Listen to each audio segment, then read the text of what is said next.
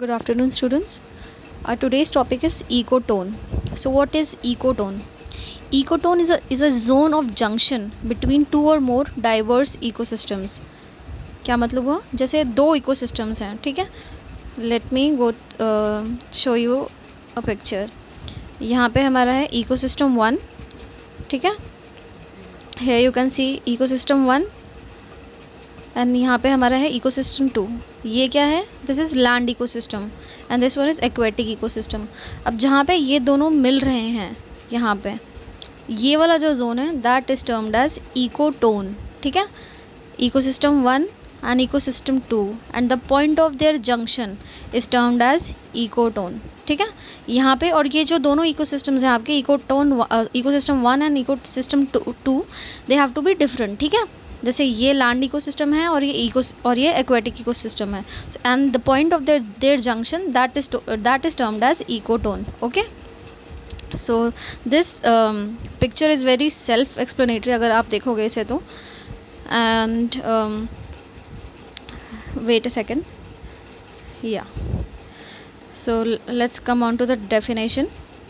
For example, the mangrove forest represents an ecotone between marine and terrestrial ecosystem, ठीक है? तो जहाँ पे marine और terrestrial ecosystem, terrestrial का हमारा land ecosystem हो गया, ठीक है? तो जहाँ पे marine and terrestrial ecosystems जहाँ पे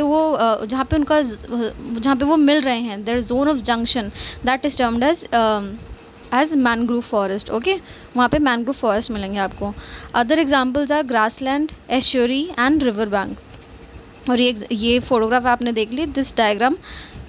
okay, this zone, this transitional ecosystem that is termed as ecotone.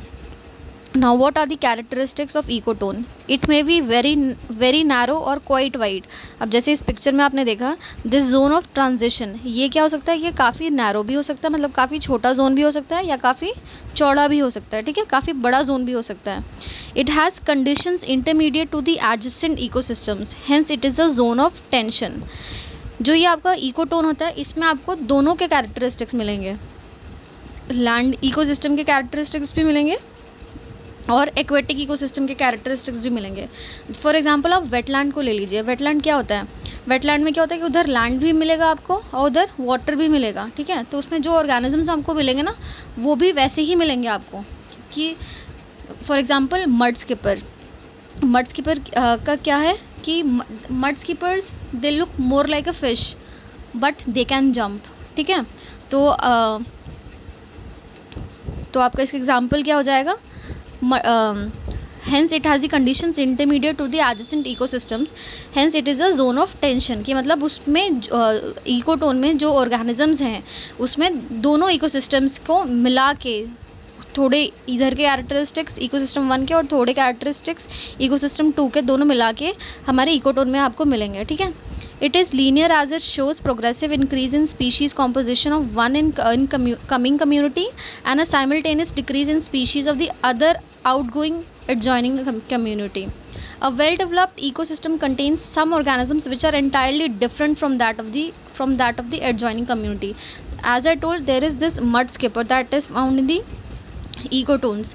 Now a mud skipper can also be called as a fish, but it can also jump and sometimes they even look like a frog. But if we talk about fishes, they have their eyes sideways, कि उनकी जो आंखें होंगी वो side में होंगी. But mud skipper का क्या होता है कि मड स्किपर की आंखें एकदम ऊपर होती हैं, उसकी बॉडी के एकदम ऊपर. तो ये क्या होगा कि ये जो ऑर्गेनिज्म है वो एकदम हटके है, ठीक है?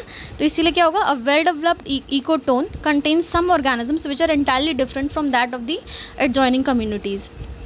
Sometimes the number of species and the population density of some of the species is much greater in this zone than the either community, and this is called edge effect. What is this point trying to convey is कि ecosystem 1 और ecosystem 2 में कई बार होता है कि ecotone में आपको ज़्यादा स्पीशीज़ मिलेंगी एज़ कम्पेयर टू इकोसिस्टम 1 और ecosystem 2, and this phenomena is termed as edge effect, ठीक है? एज इफेक्ट क्या होता है? काफ़ी इंपॉर्टेंट पॉइंट है, please make a note of it. Edge effect का क्या मतलब होता है कि इन दी इकोटोन कि इकोटोन वाले एरिया में आपको हमेशा ज़्यादा स्पीशीज़ मिलेंगे एज़ कम्पेयर टू इकोसिस्टम 1 और इकोसिस्टम 2, ठीक है? ही इन दोनों इकोसिस्टम से ज़्यादा स्पीशीज़ आपको हमारे इकोटोन में मिलेंगी, and that is termed as edge effect. और जो भी स्पीशीज़ वहाँ पे होंगी उनको हम क्या बोलते हैं, एज स्पीशीज़, ठीक है।